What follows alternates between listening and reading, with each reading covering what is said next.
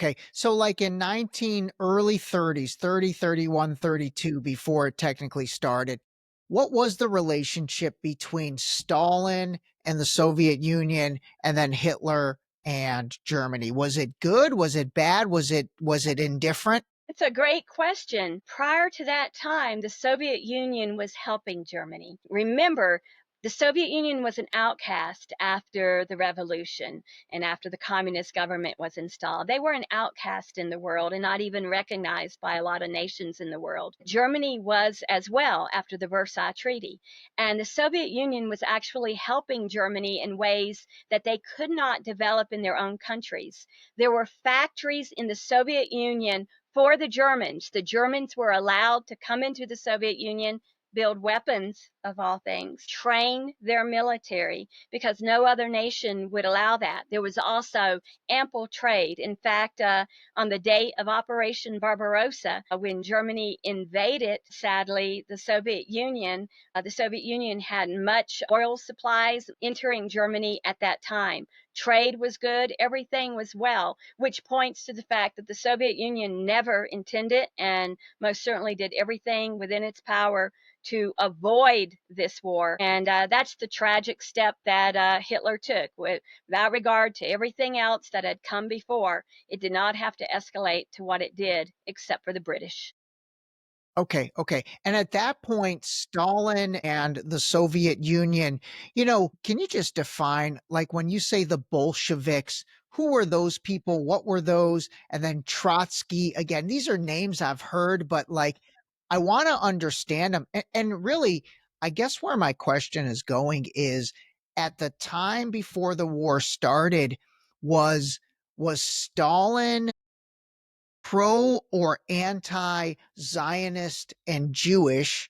And then I imagine Hitler, well, actually, was Hitler pro or anti Zionist Jewish? I'm trying to understand where everyone's head was before it started, Mm-hmm. because even without knowing, I totally already can see that it was probably Churchill who kind of was the puppet master trying to get these guys to fight each other. And I do think Churchill was absolutely pro Zionist for sure. Am Yeah. I right about that? You are right that he has said that. I remember several of his quotes where he proudly declared his alliance with the Zionists. All right, so that was a multi question. So I I jotted some know. notes from Sorry. what you asked. So if I omit one, remind me. What was the status of the Soviet Union at the time? At the time, Soviet Union was doing incredibly well. Stalin had begun what is called his 5-year plans: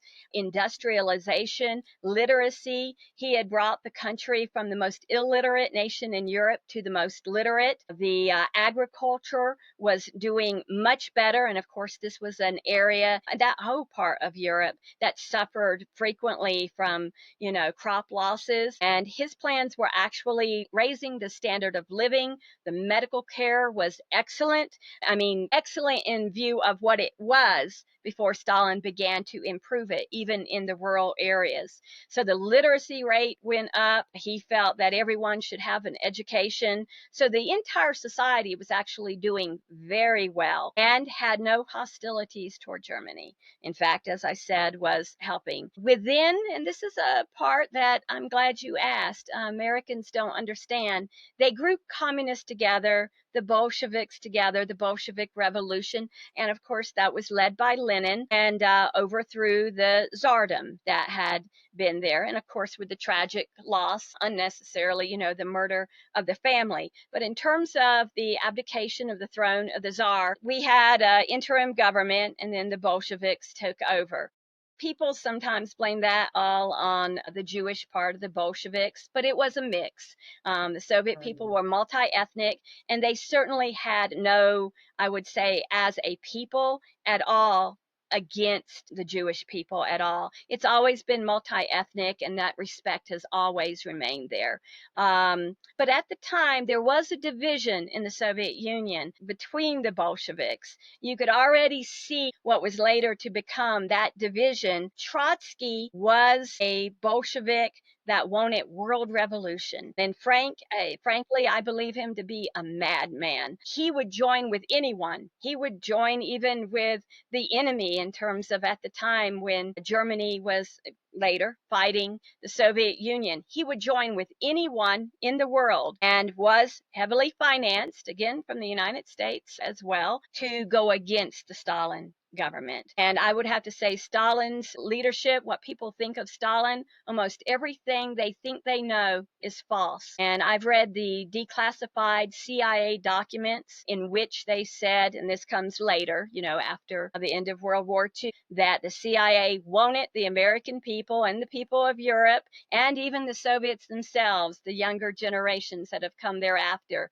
to have a completely false view of who Stalin was and what he did. No, I would say that he was ruthless. He did what he had to do to protect the Soviet Union, but the millions of deaths attributed to him are completely lies, no matter what Mm. aspect you come from. And I have studied it both practically and also in the documentation. And that was, we can get to that later. But no, there was nothing anti Jewish at the time, but there were divisions among the Bolsheviks. And you can't just say the communists and the Bolsheviks, because there's a huge line of difference between Stalin, traditional values. I mean, he really was against abortion, wanted the health care, the lifespan went up, the infant mortality rate went down. He was focused upon the people. I would say Trotsky was a man who wanted the power, lost the power, and never let it go until his death. In terms of Hitler, you asked about in regards to the Zionist. I would say, it's interesting. There was a lot of investment in Germany. I don't feel at all that they controlled him, as some people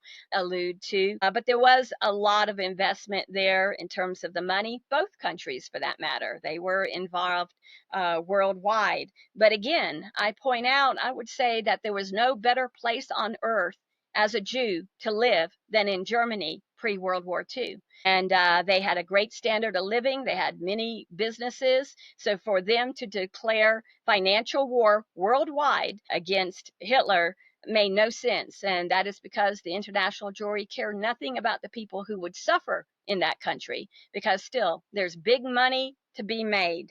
Perhaps that answers your question. If not, Yeah, yeah, that totally does. No, no, that totally does. Let me ask something. When you're saying international jewelry, how do you spell that?